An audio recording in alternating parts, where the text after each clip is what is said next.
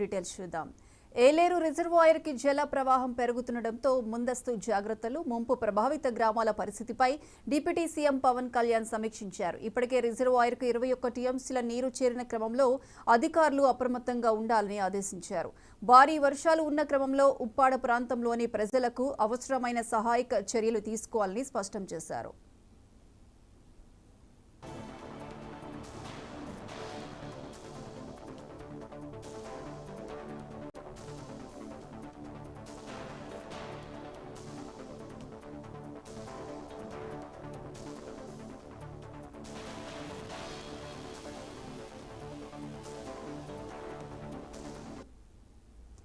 Yeleru reservoir కి జల ప్రవాహం పెరుగుతుండటంతో ముందస్తు జాగ్రత్తలు, ముంపు ప్రభావిత గ్రామాల పరిస్థితిపై డిప్యూటీ సీఎం పవన్ కళ్యాణ్ సమీక్షించారు.